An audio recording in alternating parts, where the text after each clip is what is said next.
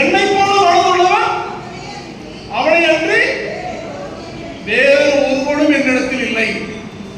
ஏங்க மீத இருக்கிறவங்க புறா எங்க விட்டாங்க சொல்லுங்க, வாசிக்குமா? மற்றவர்கள் எல்லாரும் கிறிஸ்து இயேசுவுக்கு உரியவர்களை தேடாமல் தங்களுக்குரியவைகளை தேடுகிறார்கள். இது நல்லாவா இருக்குங்க? ஏங்க ஒரு ஒரு ஒரு சபை அல்லது ஒரு குடும்பம் அல்லது ஒரு ஒரு பொறுப்புல இருக்கக்கூடியவங்க என்ன பண்ணணும்னு சொன்னா உண்மையிலேயே வந்துட்டு ஒரு பிரயோஜனம் உள்ளவங்களாக இருக்கும்.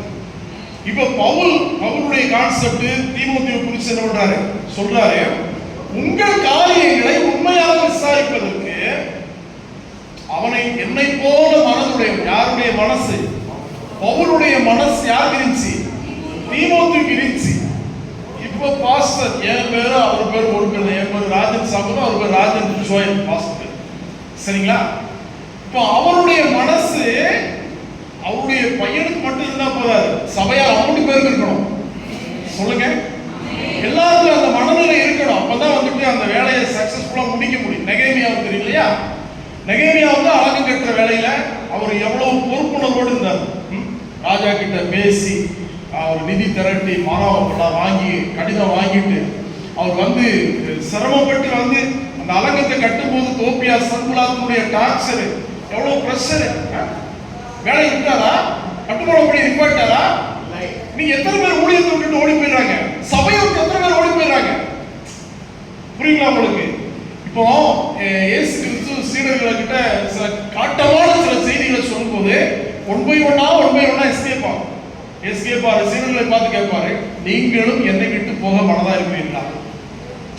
நோட்டீஸ் ஆஃப் பாயிண்ட், நீங்களும் என்னை விட்டு போக மனதா இருக்கிறீர்களா?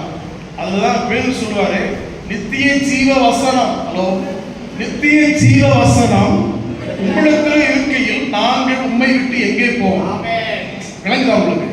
அப்ப நித்திய ஜீவ வசனம் யாருக்கு இருக்கு? இயேசு கிட்ட இருக்குது. இப்ப அவரை விட்டு நம்ம என்ன செய்யக்கூடாது? விலகவே கூடாது. நிறைய பேர் பாருங்க, சின்ன சின்ன விஷயங்களுக்கு யாரை கோச்சிக்கிடுவாங்க? சர்ச்சை கோச்சிக்கிடுவாங்க, பாஸ்டர் கோச்சிக்கிடுவாங்க, இல்லைன்னா சபையில் இருக்கிறவங்க யாரையாவது ஒருத்தவங்க கோச்சிக்கிடுவாங்க. இதெல்லாம் தப்பான ஒரு கான்செப்ட். புரியுங்களா உங்களுக்கு? எல்லா பிரச்சனைக்குமே தீர்வு அப்படிங்கிறது வந்துட்டு தேவ சமூகம் தான். ஆண்டவராய் இயேசு கிறிஸ்துவுடைய பாதத்துல வந்து எல்லா பிரச்சனைகளுக்குமே என்ன இருக்குது? தீர்வு இருக்குது. அப்ப நம்மளுடைய பிரச்சனைகளை எங்க கொண்டு வரணும்னு சொல்லுங்க. நம்ம எங்க கொண்டு தேவ சமூகத்துல கொண்டு வரும். நேரத்துக்கு எனக்கு ஒரு மிகப்பெரிய மன உளைச்சல்